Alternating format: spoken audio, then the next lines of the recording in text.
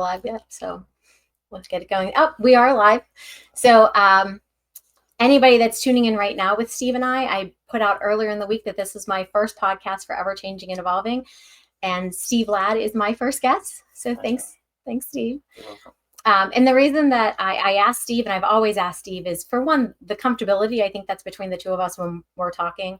I was joking before we went live that it's because we're both Capricorns, right, and approximately the same age. Yes. But similar sense of humor. I was going to go humor, but then I didn't want to explain the humor that we have, so I didn't want to go there. Come out. Yeah. But so this podcast is new for me because I've done community updates. I've focused on real estates, and obviously you're part of the Baldwinsville community. And then the real estate, your background, you have background in real estate, and you also have now your current background, which is insurance. So we have a lot to talk about in that regards. Mainly the fact that you still continue to insure me after all the crazy things that I do, right? Absolutely, yes, 100% for sure. So for anybody that's not seen any of my previous ones, can you give us a little bit of background about you so they know who you are if they come across you in the street? Oh, yeah, so if they've bumped into me or seen my face around, right? So, yeah, so Steve Ladd with Haran Insurance, or Haran Companies, the insurance place. We go by either, so whichever you prefer to call us, but our specialties are personal lines, commercial lines, insurance, that kind of stuff. I'm sure we'll talk a little bit more about some of the intricacies there.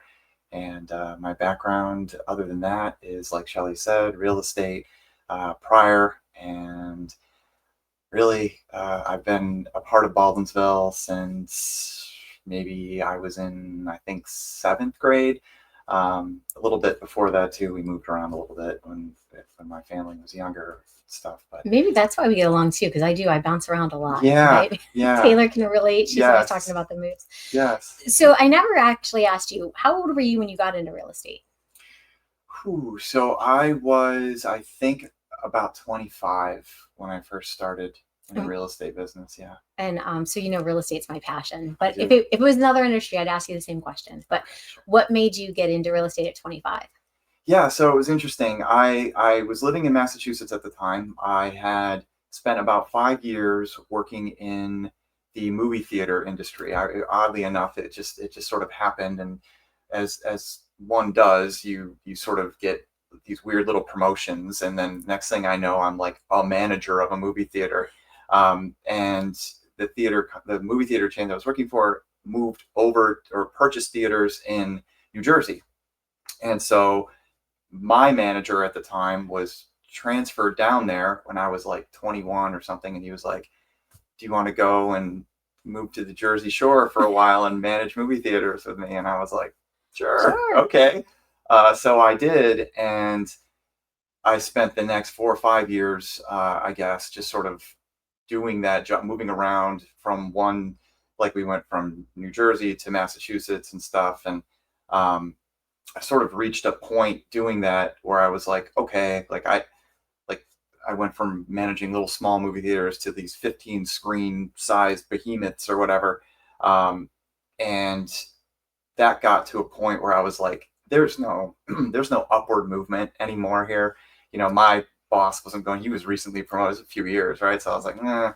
And it's a grind of a job, This was back before things were digital, so things would get crazy and people would come out and be like, the movie would be like burning on the big screen because the camera, like the lens hit the strip of film, and it's all digital now. It's all digital. Have it easy. I'm envisioning now it's horrible. the previews, right? When they reenact that kind of thing when they're going in something different. Yes, exactly. Yeah. Yes, I was going to ask you why you left, but if it was the lack of growth, right? Because some industries, like, you get here and then there's not a whole, or there's a long wait period before there's that next level. It is, right? and it's a grind of it. I mean, it's, you're open Christmas Day, you're open, New Year's Eve, you're open, like you're running shows the whole time. So I reached, sort of a point where I was like, I'm kind of over this kind of idea now. So I moved to Florida, and I was young enough to say, all right, I can start over again and sort of reinvent, not really knowing 100% sure what I was going to do. So like I said, I was like 25, 26-ish, I guess, now thinking about it. And I moved to Florida, and I wasn't sure quite what I was going to do. And all I did one day was I was flipping through a paper, and it was like, get your real estate license. And I thought, all right, Sure. sure. So I did, and as it goes, a few months later, I'm licensed and a complete idiot. I don't know what it means. I don't, What year was that? I'm just curious because of the real estate market, different years, there's different Yeah. markets. So that would have been, let's see, 2001. So before any crash in 2008. Or Oh, yeah. yeah, well before that. So I think it was, so let's see. I recall I had moved down looking for a place to live, like right around the time of 9/11, actually, because that's always like what I remember. I'm like, oh, I know right where I was, because I Yeah. can remember I was at my cousin's apartment at the time, and when that was all unfolding. But then, so I got my license later in that year, and so officially, I guess it would have been '02 that I was like 100% like licensed, and like I said, not knowing anything Yeah. really. So I just tricked you into also telling us your age, Steve, because Yeah, we know. so yes, correct. Yeah, so for those of you doing the math at home, I'll make it easy. So I'll turn 50 in January. So there you go. Yeah, I just wanted, I knew it was 50, so I wanted to throw that out We're there. getting there. But We're you're not good. quite there yet. I'm We're not there. getting- I'm there. Yeah, I'm I know. 50. I know. I send you in front of me to check it all out first, See and what turn it's back like. and say Yeah. you just turn back. It's just there. So, but you hit the nail on the head when you said you dove right into real estate, because I tell people you get your license and then boom, you're boots on the ground running. You are, yeah. And I kind of, it's Florida, so my first gig was timeshare, and I thought the movie theater situation was an absolute grind. I had no idea how bad timeshare was.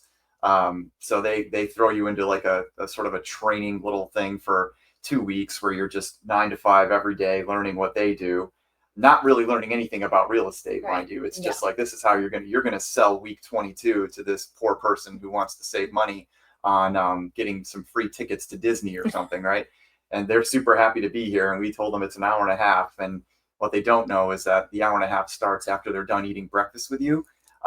So once they realize that as the salesperson, and you told them, like, the clock starts when we're done with breakfast, they hurry through the rest of their meal. But as the salesperson, we would have to eat like 4 times a morning because we'd have multiple tours that we had to take out. I didn't even think about that. Yeah, it gets real fun at the Yeah. end. I've been on those tours. I know what you're talking Yeah, about. they're brutal. They are brutal, and they are But they are not real estate. No, but you probably learned a lot about sales and stuff through it, and people and expectations and. Yes, I learned, and I also learned I'd never ever want to be in that world again. And if anyone asked if I thought timeshare was a good idea, I would immediately say, not a chance. Not No a way, chance. don't do it. Right? I don't care what week number it is in the year. Just don't do it. It's not a good idea. Yeah. And again, I don't know anything about timeshares. I know my mother-in-law had one, and she loved it, but sometimes it's also time and place and where you are and what you want to do. But yes. So how did you transfer out of timeshares into? Yeah. So once I got through sort of some of the like just kind of the anxiety of what I then believed real estate to be, and realized it wasn't, so I got away from timeshare and moved into I was referred to a broker who was just opening a new Coldwell Banker office. Actually, they hadn't quite opened yet, but we're operating under a different name as they were waiting for the building to be completed that they were going to move into. Okay. So it was this guy from Ireland who was opening up a Coldwell Banker office, and in the area in Florida that I was in, it was a vacation home market primarily. So right, not that far away from Disney, Lake Buena Vista area, Davenport, Claremont, this little section of like three areas of like towns and stuff that sort of intersect. They call it the Four Corners area, but and it's not widely known as that. If you lived in that area, you would know it, but otherwise it's not a big deal. But anyhow, it was dominated specifically by vacation homes. And so what that meant was, let's say you wanted to buy a vacation home. So you buy this house, and your intention is, I'm going to use it when I come down to visit Florida, any time of the year, let's say. But when I'm not using it, I want it to generate income for me. Okay. So I will put it into this short-term rental management system. And there's lots of different short-term rental managers in the area. And their job was to rent your home out when you weren't using it. So these houses would be purchased like with fully furnished, like completely. It's funny around here when you talk about real estate, like I'll read marketing or marketing. It's like, it's fully turnkey. I'm like, no, it's not. I'll tell you what turnkey is. Turnkey means that you turn the key and literally the dishes, the cutlery, the linens, everything's already in there and it's fully furnished and it's part of the whole process. So what would happen is these, obviously like there was a whole sort of like nuance to this. The people would, buy these houses and the management companies would have their little Excel spreadsheet that basically told them, listen, if you rent this thing 26 weeks a year, you're going to break even, right? And it was arguable that was in fact the case. But anyhow, that was a big part of the market that we were in. So we were doing new construction sales through just different builders and stuff who were in the area selling these houses, and then resale properties who, so folks would say, yeah, I've had my fill of this. Let's just turn this thing back around, sell it. It was always sold fully furnished, the whole bit. And so that was a big part of how I entered the market. Now, I did general real estate to an extent, more traditional stuff, because there were still communities in the area that were just basic residential neighborhoods. So we got into all of that too. But I learned a lot about different things that I had never even known anything about, like homeowners associations. They're really, really big in Florida, like tons of HOAs. And that would sort of vary in terms of like how involved they were versus how little they were involved, and what you got with the dues and stuff. So that was a big part of the sales process, because we want to know like, hey, this is part of what you're going to pay every month. So this is going to eat into your ability to turn a profit. But to be honest, most people who bought those things weren't necessarily into it for like quick profit. It was really just like, I have a spot in Florida, and when I'm not using it, people come and rent it out by the week. Well, and it's so again, in learning a little bit more about your real estate background, like starting with timeshares, going to vacation homes, you'd almost see like where one hindsight, right? Looking at one could lead to the other, and you kind of were building on that. Yeah, it's kind of connected in that way, right? Yeah. Sort of vacation aspect to things still, So I did that for a couple of years with Coldwell Banker, and we did quite well. And then at that point, I opened up my own spot on my own. I went into business with my cousin at the time who lived down there. He got his real estate license after I did, and then we sort of said, and he worked with me at Coldwell. We had a little team. You know how agencies like to have little teams inside of themselves and stuff. Yes. So we did that. And then we opened up on our own. And so I think we did that in 2004-ish, somewhere around, I think 03, 04. I'm fuzzy now on the time frame, but it was called Central Florida Home Sales. We opened that up, and that's right around when the market went nuts. I like, it was consistent prior to that, but then things got crazy. And really kind of took off like on fire around 05. So 05, 06, and much of 07, I don't even know if we even put signs in the ground anymore. It was just like, this is going to sell in like 5 minutes. So just to kind of relate back to that, because now you're in insurance, but the reason we talk about real estate, is that similar to like here? Do you know what I mean? Where it's just gone in 5 days? Yeah, right now. Yeah, it's very, very similar. Okay. Yeah, I mean, I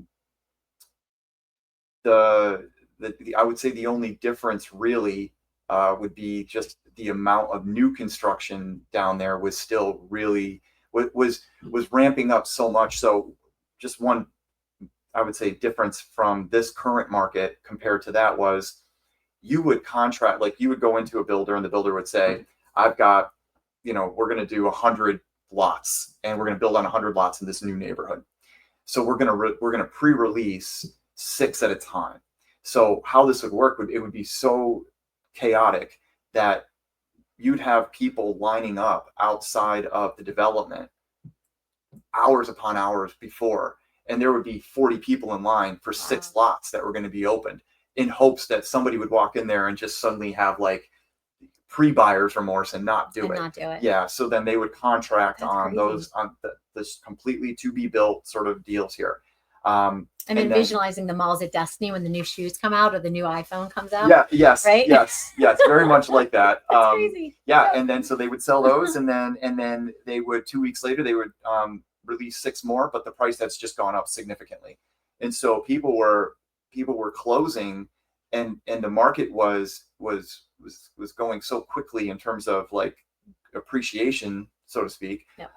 that by the time, like, if you were in phase one of this release, you purchased this house and agreed to this price. By the time it was built and closed, your equity was incredible, 40-50% equity all of a sudden. Yeah. So a lot of these folks were just like, well, let's just turn it right back around again.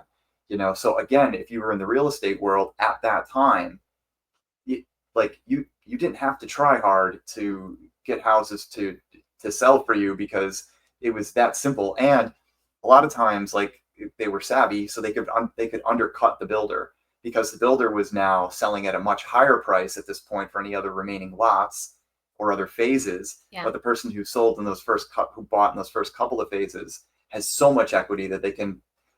Two things: one, it's cheaper than the builder, and it's done and ready. You don't have to wait for the build. Without the furniture in the place. Well, they were furnished. They would sell the furnished. Yes. Imagine that, getting appraisal on a furnished property. Not the bill itself. Wow. Yeah. So you're obviously not in real estate anymore. Mm-hmm. And and the purpose of this podcast is talking about like taking what you've learned, right, and pivoting and changing. But so for me, my change was like, as you know, it was like I started going through a divorce and stuff, and I had to make changes and figuring it out. When you got out of real estate, was it because the market crashed, because you were done with real estate, because you moved? Like, what was the pivot that said, I'm changing? Thank you. Great question. So I remember late 07 into 08, I listed a property for sale. I walked out of that. I did pictures and everything, and I come out and I'm heading to my car. And even though we weren't using signs, I tended to always have a sign in the car. And I look down the street and I see that there are two other houses for sale that I noticed, because there's signs in the yard. And I go, wow, it's been a while since I've seen that. So I grabbed my sign out and I put it in.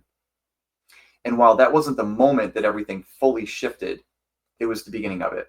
So 07, we still rode out 07. Beginning of 08 is when things started to get really, really nasty, because we started to have conversations with folks who had purchased, who had who had agreed to buy new construction to put 20% down. The market was starting to fade, and we started to have conversations with our buyers and even suggested to them, you may just want to give up on the deposit and not close. Oh, really? Yeah, because at that point we were concerned that if they closed, that they were now not going to be able to turn this thing back around. Because again, this wasn't residential real estate. These folks weren't moving into it. This wasn't their forever home. This was, I bought this because I intended to make money on it. And at this point, because the market had been so feverish for so long, you started to pull people in from places that really, from I should say, income levels of people who maybe were not positioned to hold a piece of property like this that was now starting to go underwater. They could not maintain the payments, stuff like that. These were, just folks who had a normal W-2 paying regular job that they put some money together for to buy this, to spin and make money. They weren't in position to hold these properties for any length of time. And many did not give up and could not fathom losing that 20%, and ended up, that was right then is when the market started to shift to foreclosures. This whole new concept of short sales was a thing at the time. Yeah. And at that stage, because I had kind of always at my heart of it been a listing agent.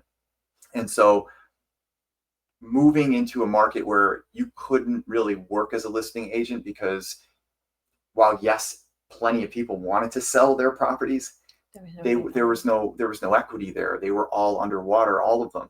Even at times we would have somebody call us and say, hey, I want to sell my house. And you'd look at public records and you'd be like, oh, great. You've been there since 03 or 02.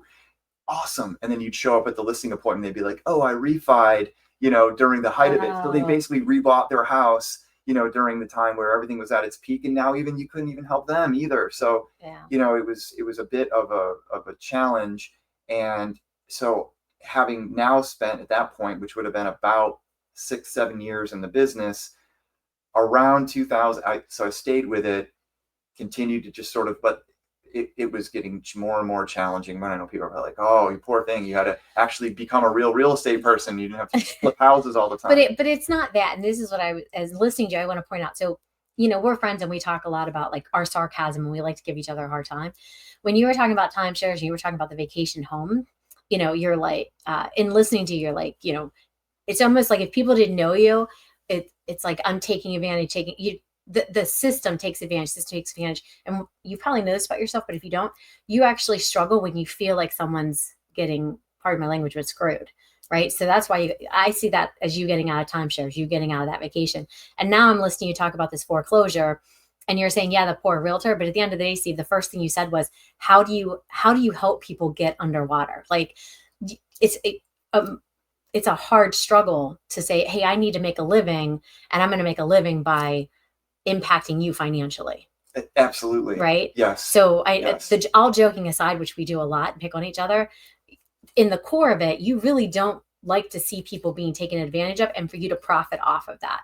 Right. I don't. And I think, and more importantly, I guess it's when there's a lack of understanding or awareness, or a lack of just not being informed about the options. Like it's what I hate seeing is someone continue through a process of something without knowing truly all of the variables at hand. And so the more we can, and this, this goes through my entire career, whether it's been through, insurance or real estate into insurance or whatever, it's listen, here is the information that I think would be helpful for you to know before you make this final decision, right? If people pulled out of that 20% deposit, we didn't get paid. Right. I mean, the transaction did not go through, and that was that. But it was better for us to do that than to give them false hope, because again, once they close, they were going to look to us to sell it. I knew I could look. I'll put it on the market, and it's not going to go anywhere. At that point, we were at the height of like these conversations with people. There were arguably 2+ years of houses on the market. That was the inventory. Wow. Yeah. And it had no signs of slowing down ever, at least it didn't appear that way. And so I got to about 2010, and that's when, so I got married in 08, and my wife and I, Sarah, who's actually from here, we were in Atlanta, or we were in Florida, but she had spent some time in Atlanta. And so she said, hey, I think she could see that I was burnt out on it as well, and said, let's go back, let's go up to Atlanta and see what's going on up there. Right. So yeah. I got my, so Georgia has reciprocity with Florida. So that means I didn't have to go through the licensing again, and went to Georgia and got my real estate license, and was a regular residential real estate agent at a Keller Williams office in Decatur, Georgia, which is just this little small suburb outside of Atlanta. And that was a whole different world. It's a big metropolitan area. I did not know it well. And I was dealing with properties that, and transactions, and people they weren't there to buy investment homes. They weren't trying to rent stuff out. It was like just a standard, regular, residential market. Right. I'm going to buy here, I'm going to live here, and I care about the schools. And you think I looked at anything that had to do with the schools in Florida? It was a running joke. Like, the schools are crap. Like, just, you know what I mean? Like it, even though most of them really kind of weren't that way. I mean, there were a lot of good school systems and schools themselves in the area, but it had always been this assumption that like, that's not why people are moving here. Right. Right. So with no emphasis was put on us really understanding like kind of the things that you should know, or at least be pretty well versed in if you're selling property in an area that people are going to move to and live there, I guess. Right. Because you got every market's a little bit different. You got to know the market. Yeah. So, and I know obviously you're now back in New York, where you and Sarah are both from.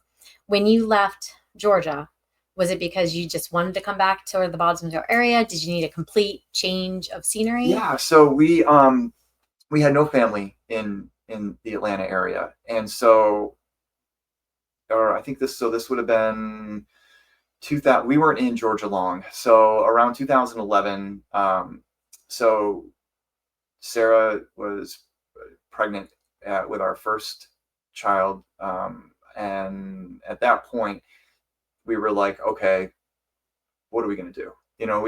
We have no family support here. Again, the real estate market for me was like, I was just sort of fledgling along. It was not like robust by any means. despite my best efforts. And so we decided, you know what, why don't we just go back up to, to Beeville. Sarah's family is in the area and stuff. So we came back up to Baldwinsville, and my family is scattered around, but some of them are still here. My mom and stuff is still here. So we came back up and said, all right, let's try to plant roots here. And so it was sort of decided for me in a way that I would come out of real estate because, so this is kind of funny. So New York has reciprocity with Georgia. However, if your Georgia license came by way of reciprocity with Florida, New York wanted nothing to do with you. Yeah. So my license was essentially useless, and I'd have to sit through again licensing, all that stuff, and I was like, I just don't have it in me to go through that. I lost a lot of the fire for it, and I was like, there's no way I want to do this. Plus, to be fair, at the time, I really felt like I needed to lean into something that was steady, that was like more W-2 based, that wasn't like just such a commission grind and that kind of stuff. So I was ready. So I have this theory that if you don't make the change willingly, the universe, God, whomever, whatever you believe, they will force that change upon you. Yes. Right. So had you been able to actually get your New York State as easily as you got your one down in Georgia, you and I probably wouldn't be having this conversation. We probably wouldn't even have met. Might not have. Right. And you'd probably be this grumpy man out on the streets, mumbling under your breath about the real estate market and stuff. Yep. My association dues are up again. What am I getting for this money? I gotta take 22 and a half hours of education, right? Yeah. So in essence, like you chose to make the change, but you were kind of forced to. But you were probably teetering on wanting to make the change anyway, and it was just the last piece that said, right? Yeah, I was, and even then, I didn't go right into insurance. I spent a minute or two in, I was selling magazine ads, I think, and not ads, what was it, like Clipper magazine? Oh, yeah, remember that? Magazine. Yeah. Yep. So I was doing ad sales, and that was, listen, I give full credit to everybody out there whose function and job it is to go out and cold knock on doors, particularly businesses where, you don't just get to like walk in and see the business owner standing up front. Typically there are 14 gatekeepers protecting them from you as you come in, and those that can do it and do it well, hats off, because that is a challenging and difficult position to be in, and it was definitely not for me. So my mother-in-law was in a tip club type of thing, like a I forget what it was called, but it's a tip club essentially, where they pass out referrals to each other and stuff. And so she was in this club, and she received there was an insurance person in that club. And my mother-in-law was like talking to her about me and just about how we had just moved back and that kind of stuff, just what was going on in her world. And we were a part of her world. So she was talking about us. And this agent that was in the tip club said, you should have him apply at, it was Liberty Mutual. Yeah. You should have him apply at Liberty Mutual. And I remember, so she came back and she was like, oh, I was talking to my friend. I was like, I don't get insurance. What? I don't sell insurance. Insurance is terrible. I don't do that. That is a terrible idea. Do you hear that, Sean? I'm just saying, Sean. I couldn't have been more turned off by the idea of doing that, right? Like I had just was like, no way. Was it a perception in your mind of what it would be like? I think so. Like, and it's funny because like, even though I was in real estate for so long, I never thought much about the insurance aspect of it. I had like an Allstate guy that I had on like speed dial down there. It was just sort of like, oh, you're going to buy this house and all right, you're going to need insurance. Call him and I don't have to think about it. Right. Like that, it just did not. And I didn't even care about my own stuff really. I was like, whatever. I was as naive as anybody about what my policies meant or anything like that. And I was naive because it wasn't interesting. And now I was like being asked like, hey, why don't you get a job where like, that's what you're going to do. You can deal with something that's completely uninteresting to you and you own these insurance policies. Right. So the idea of it just seemed like, oh, like God awful at the time. But as things go, it was brought up to me 2, 3, maybe 4 more times that I should consider this. So finally I was like, I think at the time I was like, I'll acquiesce to I'll do it, fine. Like I'll go interview or whatever, like kick tires on the whole thing or whatever.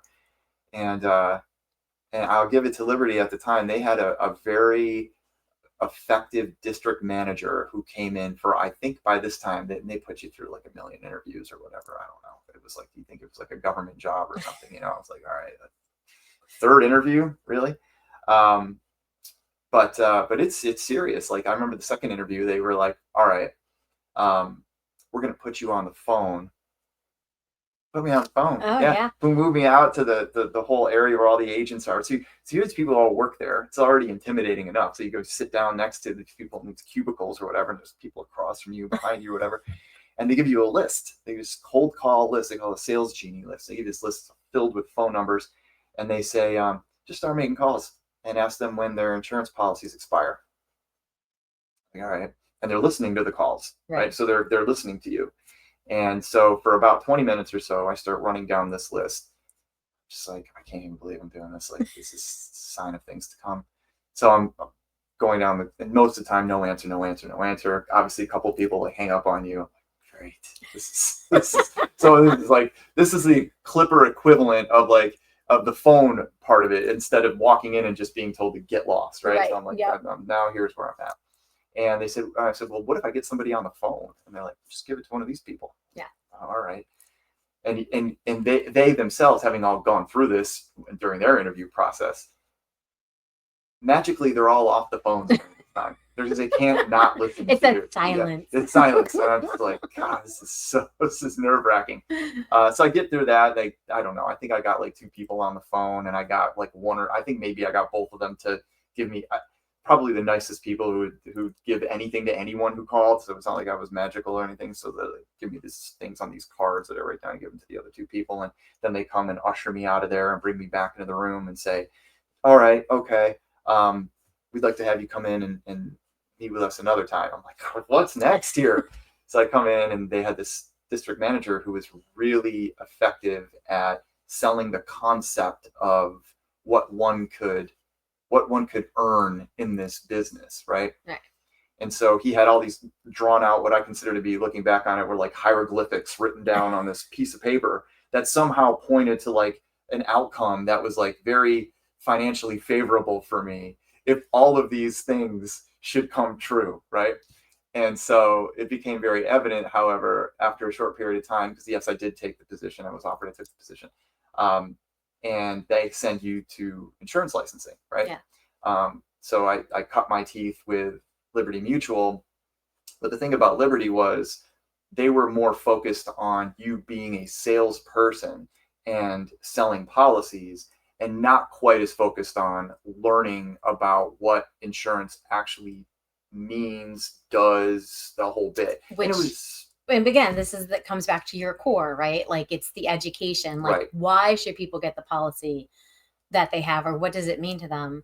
And listening to you, like insurance, whatever, it's an investment. Like, you're protecting people. You help people buy and sell investments. Now you're helping them protect their investments.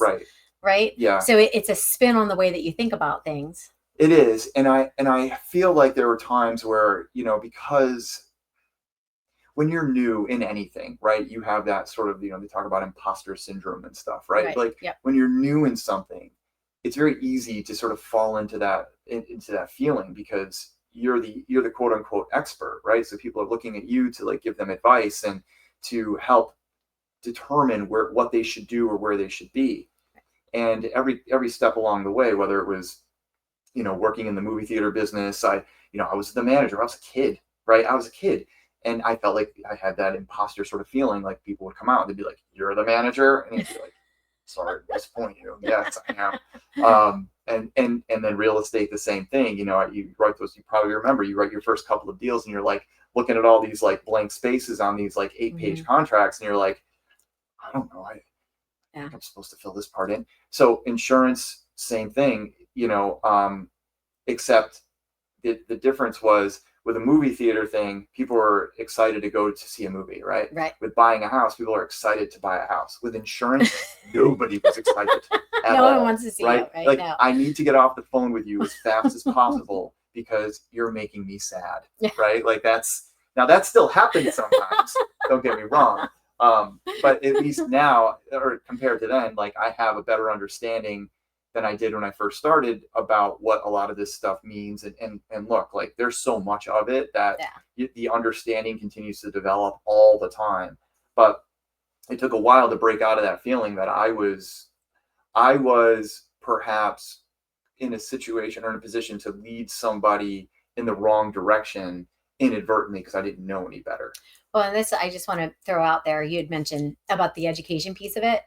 Is if anybody does follow you or pay attention to the website of Haran Companies, there's always education pieces in there. I remember it's been years now, but you did the 100 questions in 100 days, and that was on LinkedIn, and you put it on other social media sites. It's that education that, and your snippets, like you're smart enough to know nobody wants you to go on and on and on, and no offense, Steve, on and on and on about insurance. Get myself in trouble still.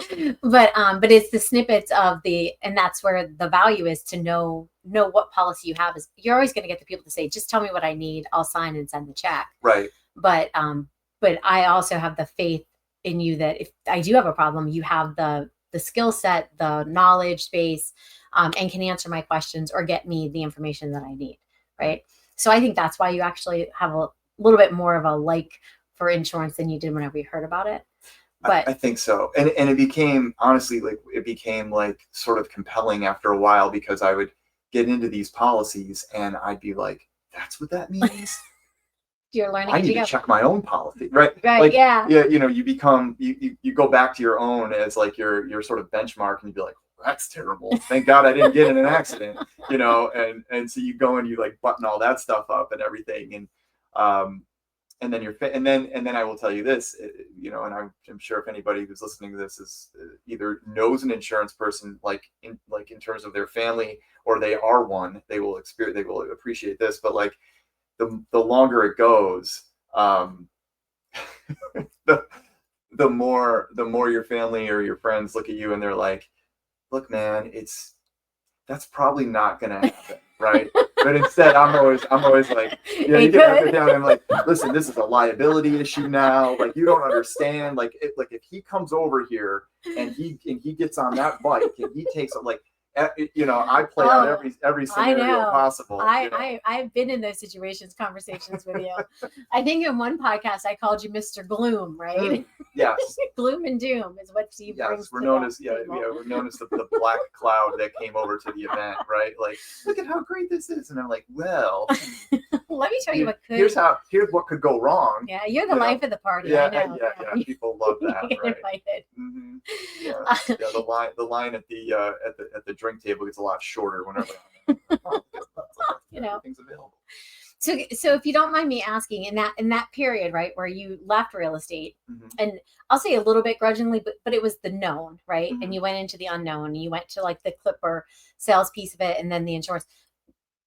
Like at the core of it, what were you feeling? Like, do you know what I mean? Like, where were you either emotionally, mentally, in trying to figure out? Because now you at least had one son, if not two, at that point. Yeah. Well, now I know you have three. Now three. Yeah. But, so new father at the time, new career again. I was like, I felt like worried, really. I mean, like a lot of pressure, and rightly so. I should feel pressure at the time because you're beginning a family and you want to have security. You want a foundation and all this stuff, and starting something new. And I'm getting older now at this point.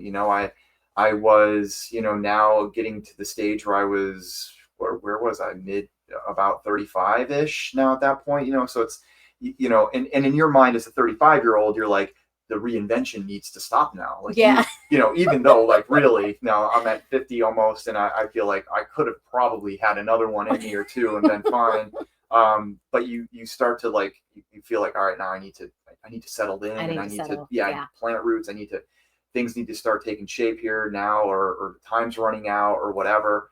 So yeah, I felt like, and honestly, even 2 years. So I was only with Liberty for 2.5 years, and I wasn't looking. I don't know how long I would have stayed absent where I am. If what happened for me that caused me to leave Liberty hadn't happened, I don't know really, looking back on it, what would have become of it. Can I just kind of get into how that changed at that time, or well, I will say depending on that company policy or whatever, because really it's more about like what makes you make that decision. So if it was something that was like uncomfortable for you or a direction you didn't want to go with your life, like I think part of the problem our society has is people stay where they stay because their fear of change. right, Like they stay in the uncomfortable that they know rather than going into the uncomfortable that they don't know. Right.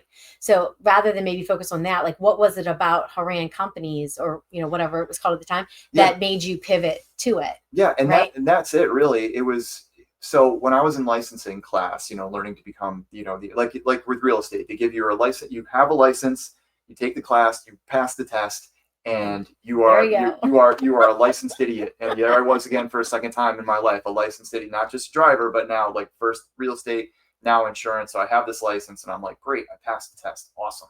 And so but I knew nothing really to speak of. I knew enough to pass the state test. That was it. So in licensing class, I met a number of people. One of the people that I met was this guy named Sean. And so you talk to people in between breaks or whatever, just kind of, chit chat, whatever. And so Sean and I were having a conversation out in the hall one day, and really think much of it, and get done, go back, we go on our ways. He's getting licensed because he's adding insurance to the sort of arm of wealth management that he's doing where he is, and I'm going to Liberty Mutual, right? That was sort of the idea. And so I think it was somewhere around May of 2013, I get a call, and it's Sean. Now it's been over 2 years since I've seen Sean, talked to Sean, whatever. And he's like, I don't know if you remember me. I was in your licensing class with you, and I remember having a conversation with you. I'm looking to bring somebody on, and because I'm doing wealth management, and now I have this insurance arm that I think he kind of got to a point where he realized like there needs to be somebody pretty full-time focused on this, and he was already full-time focused on the other part of things, and he wanted to thrive. He wanted to get it off the ground. And so I was like, I don't know, maybe. So we started having conversations, and it wasn't for sure right away. It was exploratory, I think both for him and for me. And because it was a scratch agency, it's a brand new thing that had very little beneath it from the standpoint of business and stuff. So we started having conversations, and I think what it was that I liked Sean. The more I talked to him, the more I like kind of connected with him and felt at ease with him. But there were some reservations for me. This was going to be, if I came over, it was an insurance agency, and it wasn't just this captive carrier who, and for those of you who are out listening, you're like glazing over about captive carriers or whatever. You're not alone, but know this, certain insurance companies, it's just their policy and only their policy. You can only sell what they offer, and so you only know, as an agent, you only know their underwriting, their rules, their criteria, their market appetite, let's say, because that's all you can sell. So when you go to an agency, it's different, because you can sell lots of things that agency is appointed to sell from a carrier perspective.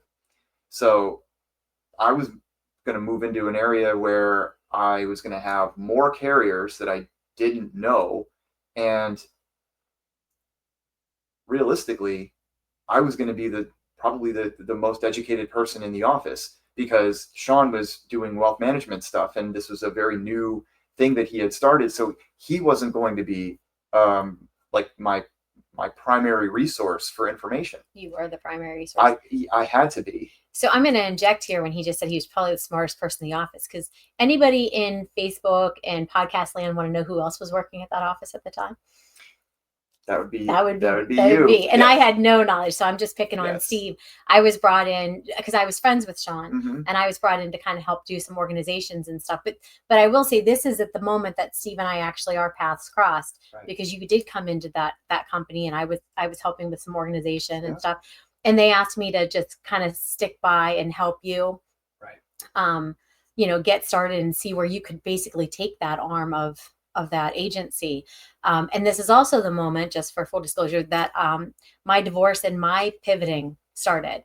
So when I say Steve was at the very beginning of my pivot and my change and my forcing of redirecting my life, and I'm not lying, right? You were like right in the heat of that with me, like through the tears and the frustrations and the struggle. And the only reason I knew you were in real estate is because I said, I think I'm getting my real estate license. You said, well, let me tell you. Yes. Right. Yes. Right. Yes. So it's funny. I didn't know if this would come up or not, but that was the core of the beginning of our friendship, pretty much, was that moment in your story. Yes. Yeah. Yeah. Right during that time, I remember I think you were doing like some sort of mailers or something like that to like hair salons and florists or something like that. Yeah, he was trying to get me to cold call, and I learned in that moment I was not a cold caller either. Right. Yes. Yeah. Yep. So he had said, well, that's not going to work, and then I blocked that out, Steve. That's how much I enjoyed it.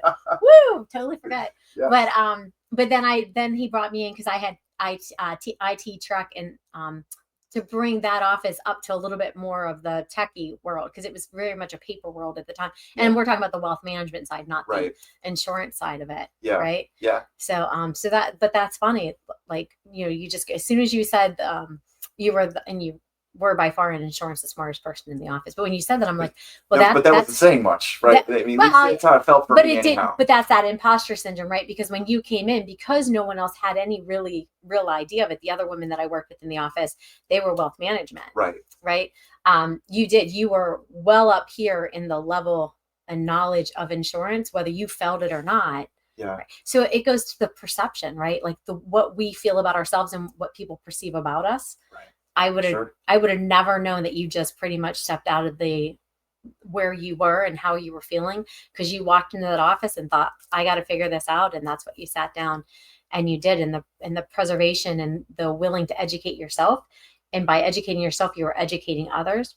And I think that was the other draw in us working together so well in that, because there was like that side office for a little while that that Sean said, hey, let's move the insurance out. Remember we went to, on the corner by Timeless Tattoo.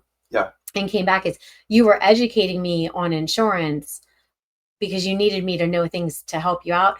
But it was never, I can't believe you haven't learned that yet. Or isn't this the 10th time I'm telling you something? It's that patience of, and that's what, whether it's a real estate client or a insurance client or somebody, it's the patience that you have in explaining, because the education piece is huge to you. It's super huge to me. And the challenge is, it's, again, I go back to where I was when I wasn't in insurance. And I remember like the pre-insurance me not caring at all about my insurance. Right. And now I'm the post-insurance me, and I have all of this I have all of these things I want to share. Right.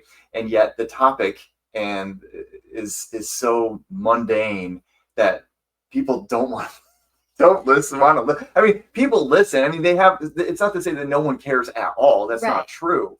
But I think you reach a point where you're like, you start and you're like, you can tell by somebody's kind of like reaction and stuff, or like, you're like, all right, this is going to have to be like just a little tidbit and not the full Steve explanation and about what we're trying to get after here. Because I do that with real estate. When you're passionate about something and you think it's important, you just go like, so much information. I always tell people, you get me talking about real estate and the rest of your day is done, because I'm just going with it. Yeah. Because it's fascinating. I mean, there's so many things about it. And what gets me, and this is, I think in some ways I'm trying to, I've sort of come up through this now. Now I've kind of morphed into this thing where I'm trying to protect the identity of the industry a little bit, right? Because I now see things differently and know that, like, for example, we'll get somebody who will call us, right? And they were with another office, or they had a different policy or whatever, and they're shopping now their insurance, right? And they tell us why, because we always ask, like, what's got you out looking for insurance right now? And yes, you'll hear almost all the time it's, price. It's a huge, indication of why somebody is looking. But the second most popular thing is I had a bad experience with my current agent, my current agency. Most of the time, it's not even the agent or the agency. It's usually what they're really referring to is the carrier, right? The insurance company that agency had them through or that they were with. And the problem oftentimes is they denied me. I had a claim and this wasn't covered, right? And then we hear about it, and I can almost assure you that it wouldn't have been covered in any other carrier either. And it's not because the carrier was trying to not take care of that claim. It was because that policy wasn't endorsed to have coverage for what happened. Right. Just about anything can be insured, particularly and most of the times it's usually because of a property loss of some sort. Auto insurance, there's not that much of a nuance there where people get caught up in one carrier covered it, but another one didn't. It's usually a property loss of some kind, home insurance, that sort of stuff.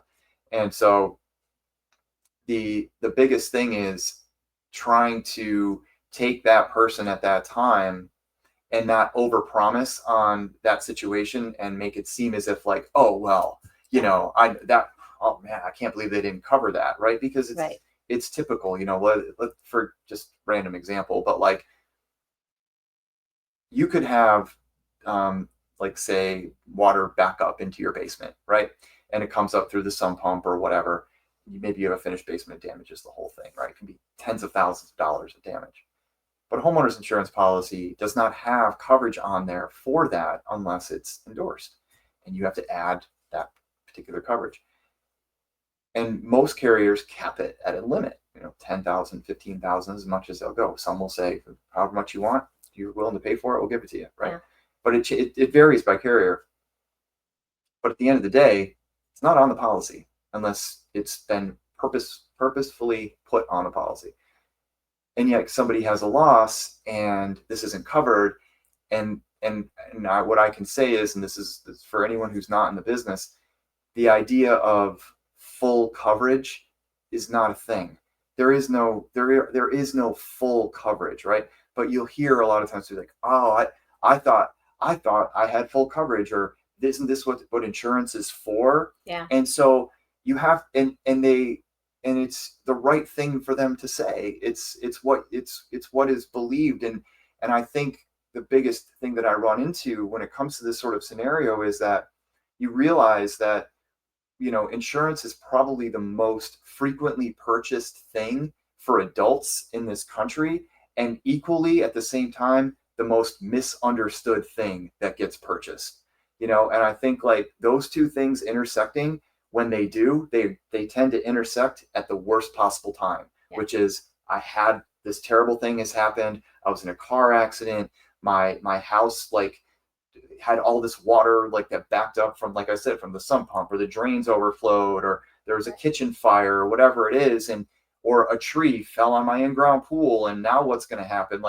You begin to learn about what you purchased at a time where it's not the best time to learn, right? You should have, or it would have been nice for you to have learned before, but our industry does not put a lot of emphasis on the informational part of it. It's all the price. Right? Every ad you see is price, save 15%, call this number, save more, save.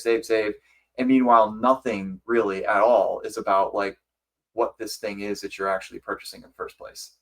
And then we get the phone call, right? At that point, we're like, okay. And then it just comes down to how motivated or how interested the person that you're talking to is to provide that information to you. And then for you, how willing you are to consider how deep you want to go on it, right? But my feeling usually is listen, we're going to have this conversation. I'm going to tell you all this stuff. A year from now, you're not going to remember any of it, or maybe a small part of it.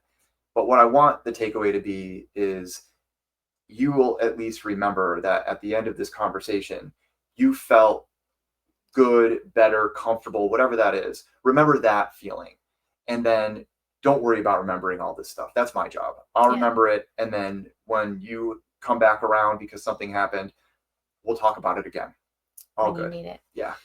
So in listening you talk about insurance, like I said, it's very similar how you talk about real estate.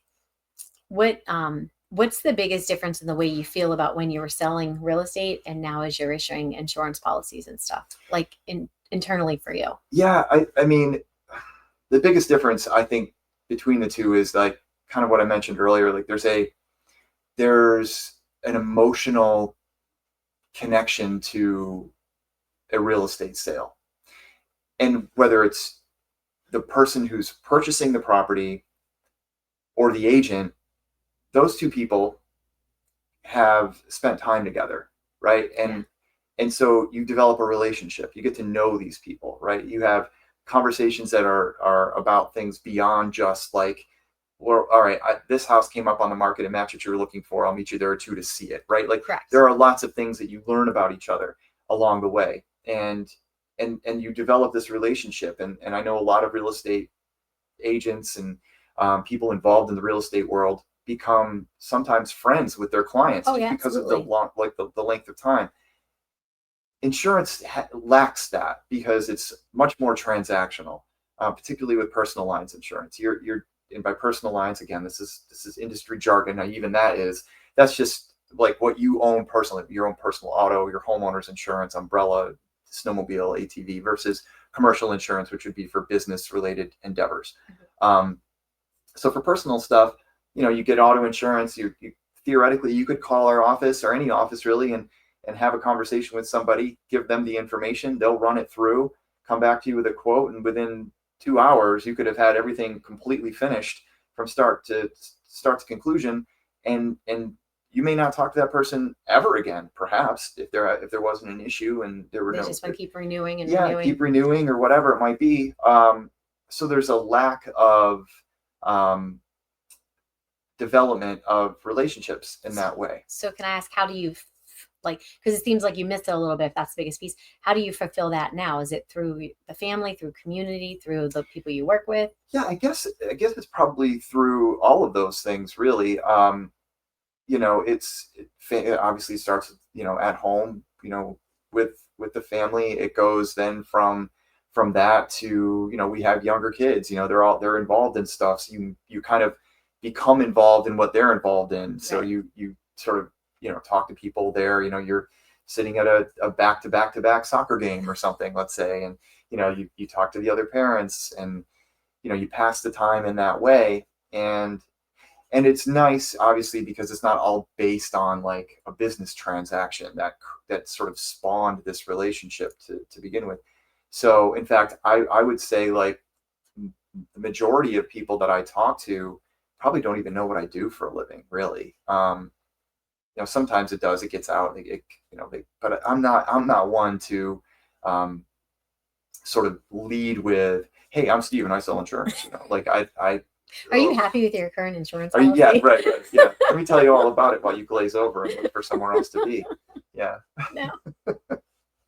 So just kind of, wrapping this up, I always say it's the decisions that we make that get us to where we are, right? So the decision for insurance, really, that wasn't a quick one, right? It was hey, do you want to do it? Hey, do you want to do it? Hey, do you want to do it? Is there any regret in taking that, or do you feel you're kind of like where you're supposed to be, or I, you're meant to I be? totally feel like where I'm supposed to be. Yeah, I really do. I think, and it's evolved in the sense because, we've grown as an office, we've grown as an organization, and we've become, we have core values, right? Many businesses do, but one of ours is called staying ahead of the curve, for example. And so what that means is we don't want to be just this old sort of crusty insurance office type of thing where it's like, oh, like he's got his cup of coffee on his desk that's probably 3 days old and very cold, and I'll bet he drinks it. Like Don't walk into my other office, Steve. So we don't want to be that. So we try to be, while insurance can be sort of mundane and boring in sort of some ways in terms of how people look at it. We don't look at it that way, but a lot of people can. But we're constantly looking at ways that we can make what we do more cutting edge, even as a small local office. What can we do with the technology and the other things that are out there that are available to us, but still keep that personal touch very, very much connected to it. So, we're like, one of the things we do, for example, and have for, a number of years now, really, is something called video quotes. So when somebody reaches out to us for an insurance quote, most of the time, the delivery coming back to the person isn't just an attachment in an email. Instead, our agents are getting on camera and they are recording themselves talking about the policy and talking about the coverages that they landed on for this proposal.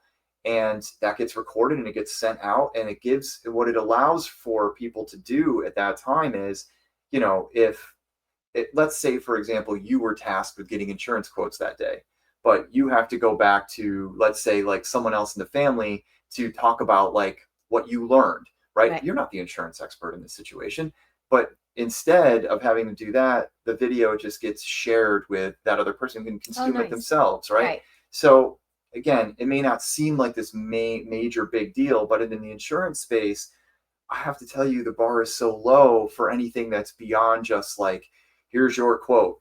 It's $1,250 for the year. Do you want to do that monthly or in full? Like, there's so much more to it, and yet people don't have a lot of time.